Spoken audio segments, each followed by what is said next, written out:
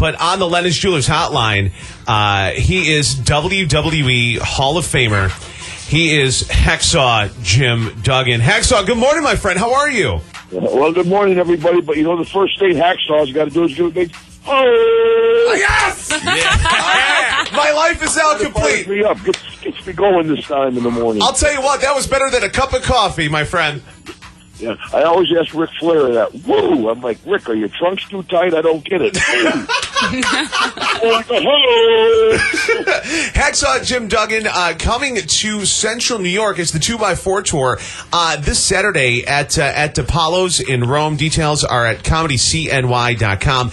And, of course, Hacksaw, you can follow him on Twitter, @officialhacksaw, @officialhacksaw. Does it ever get old? I mean, seriously, because you've been doing this forever. Like, I grew up, watching you win the Royal Rumble, watching you hit people with 2x4s, and and the whole thing. But does it ever get old for you, or no? Well, I tell you, at this stage of the game, it's kind of a shot of adrenaline. No matter even how tired you are and how long you've been on the road, you're in the back, you're lacing up your boots, you're getting ready to go to the ring. You can hear the people coming in the arena all cheering, USA, USA, everybody going home. I tell you, it's my life's blood. I love getting out there. That's fantastic. We're talking to Hacksaw Jim Duggan on the Lennon's Jewelers hotline. He'll be at DePaulo's in Rome this Saturday, and there's like dinner and show packages and like meet and greet options and all that stuff. That's all available at comedycny.com. When you were in your big run with the WWE before you went to WCW, did you realize how big it was at the time, or did you have to take that step back to realize how big it was in retrospect? Yeah, I don't think anybody realized how big not only the Royal Rumble would become, but the WWE in general. It's a worldwide powerhouse. I do a lot of charity golf with the NFL guys and stuff, and I always ask them, I'm like, world champions, where in the world have you boys been? WWE, we go everywhere. Last time I was with WWE, we were down in Santiago, Chile, Lima, Peru, and Panama City. It's amazing the appeal of wrestling around the world. Yeah, it really is. The reach is absolutely fantastic. I know that obviously we just had the Royal Rumble itself, and Triple H came back and won the whole thing, and screwed Roman Reigns and the whole thing. But WrestleMania weekend, especially as a Hall of Famer, has got to be something really, really special for you. Sure, they're going to try to get over 100,000 people this year in Dallas for WrestleMania. Of course, we had the 93,000 at WrestleMania 3 at the Pontiac Silverdome back in the day. So we're not sure we're really pulling for them to break that record, but it's going to be a huge crowd, and, of course, it's a whole weekend of affairs. They have fan access during the week where you get to do autographs, meet the people. Of course, they have the Hall of Fame on Saturday, WrestleMania on Sunday, and then, of course, Monday Night Raw on Monday night right there in Dallas. So it's a huge week of wrestling in the Texas area. Sure, and you bring up WrestleMania 3, and you were a part of that show, and in the Pontiac Silverdome, and being in front of that many people, but also you had the 80s technology. You know what I'm saying? Do you wish you could have done that, but still had the toys and the fun stuff that these guys today have? No, actually, I didn't like all the fireworks and all the smoke and all the presentation going to the ring. I used to like just come through the curtain with the interest music, hear the crowd cheer. I used to say, there's nothing fancy, Dan, about Hacksaw Jim Duggan. Just a 2x4 and the flag of the United States of America. Hey, I'm fired up now, guys. I can't help it. Well, seriously, all you need is the Hacksaw Jim Duggan with his stomp and his 2x4 and just make his way to the ring, and business is about to pick up. So, Phil Fard at Comedy Central New York, talk to me about the event itself happening this Saturday. Sure. I just want to say I would buy a Hacksaw Jim Duggan alarm clock. Right? Would you not want to wake up every morning pumped up like that? Yeah, and then you go to hit snooze, and then your alarm clock actually hits you with a 2x4. Yeah, they hit snooze on you. Come on, whack you. So, yeah, we're known. We do a lot of live comedy and stuff. This is our biggest event of the year by far. And the event, you can get all the details on comedycny.com. But basically, our VIP dinner with Duggan package, you could sit down with Jim Duggan and have dinner with him and get that meet and greet experience before the show. How cool is that? I just did that so I could have dinner with Jim Duggan. That's all. I'm looking forward to the dinner. No, but And the doors for that open at 5:30.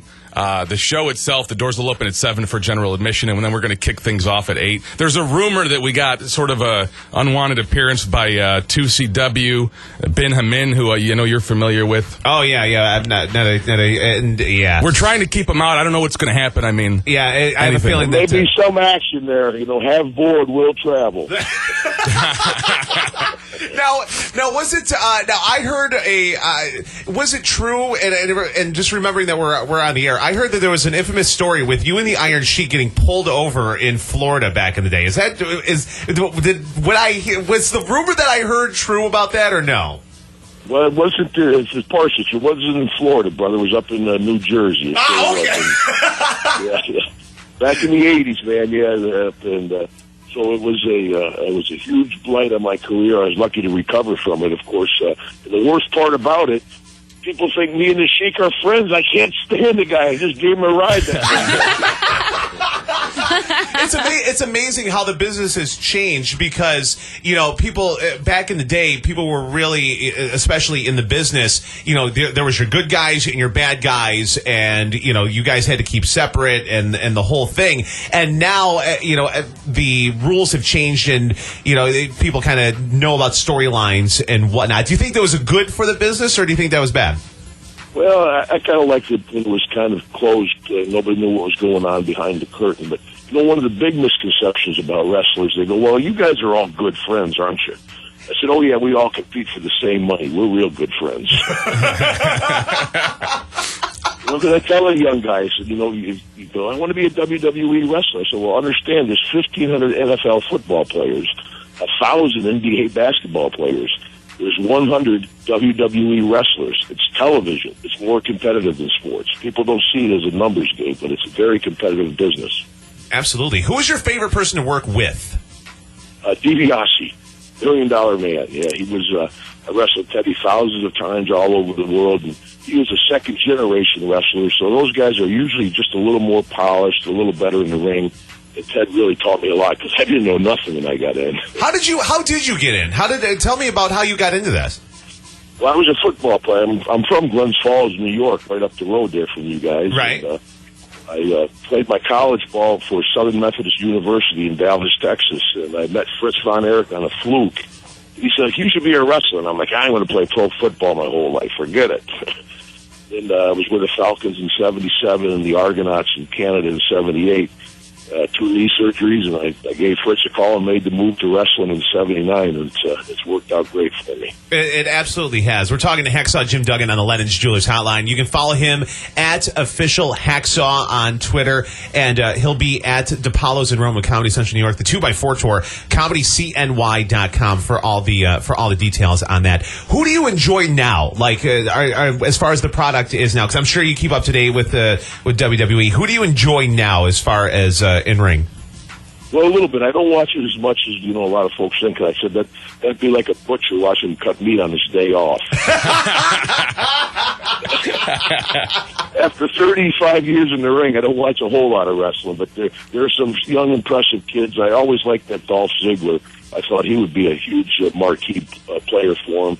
And of course, Roman Reigns, he's got the pedigree, so I can see him doing real well. There's some great athletes. The kids are much more professional now than back in the day, that's for sure. Have you and Tony Atlas made up? Because I saw the show, the Legends House with you and Okerlund and it seemed like you and Tony Piper. Atlas. Yeah. I was ruling with Pipe, God bless him, so I could get away with anything. I'd blame it on Piper. I'll tell you what. I had the opportunity to meet Piper probably 2 or 3 years ago, and I don't know what your relationship was with him or whatever, but it seemed just at that point in his life and that point in his career, he just seemed to be very thankful, very humble, and just like appreciative of everything at that point. It left a really good taste in my mouth. You know how like some people, sometimes you meet people and just the way they are can turn you off. He was the exact opposite. He seemed just like a real class act. And granted, it may not have been that way the entire time through his career, but at that point, it seemed that way. I think as we all get older, we start to appreciate more what the fans have done for us. And the Pipe was one of my best friends in my life, God bless him. It broke my heart when he passed. But, yeah, I think, sometimes you're doing an autograph session, this big, tough, hard man come up with rough hands and squeeze your hand and look you in the eye and say, Hacksaw, Duggan, let me tell you. Then he'll start telling a story about his dad and how they used to watch wrestling. His eyes will tear up. It is humbling to be remembered this many years later to have folks come up and share that kind of stuff with you. Absolutely. And you have an opportunity to do that Saturday at DePaulo's in Rome. Details are at comedycny.com. Hacksaw Jim Duggan, WWE Hall of Famer. Yes, sir. Yeah, I just want to say, a lot of folks, it's what kind of comedy show is this? Well, if I said, if you want to hear some good knock-knock jokes, or jokes about your grandmother, then go somewhere else. You can follow. Yeah, this is a behind-the-scenes look at wrestling stories about ring with Andre the Giant, road stories about Jake the Snake Roberts, rib stories about Owen Hart. So it's a kind of behind-the-scenes look at wrestling, more than just the comedy jokes. Now I heard, and you probably know this. Hopefully not firsthand, but I heard that Andre the Giant was so big that when he was in hotel rooms, he didn't fit on the bathroom toilets. So what he would do is he would actually do number 2 either in the bathtub or on top of one of the beds. Is that true? Well, maybe not in the bed, but I've known Andre to go in. Because, being that big, it was a tough guy. I wrestled Andre a whole bunch, and he was actually a lonely man. He was so big. Everywhere he went, people made a fuss over him, looked at him, stared at him. So it was tough. Just even imagine just trying to fly to Japan being the size of Andre. Sure. No way you're going to fit in the bathroom on the airplane. Oh, jeez. Hacksaw Jim Duggan. I wrestled Andre. He sat on me a few times. I felt like a human suppository. Hacksaw Jim Duggan on the Lennox Jewelers Hotline this Saturday at DePaulo's in Rome. ComedyCNY.com for all the details. And, of course, you can follow him on Twitter at officialhacksaw. Hacksaw, thank you so much for the time. I definitely, you're a piece of my childhood, man, and I definitely appreciate the time. Well, thank you very much, and I appreciate you remembering. And one thing we got to do, you too, sugar. Let's do it together, guys. Hey! We're going to break. Come back as Big Poppa Banna in the morning on KISS FM.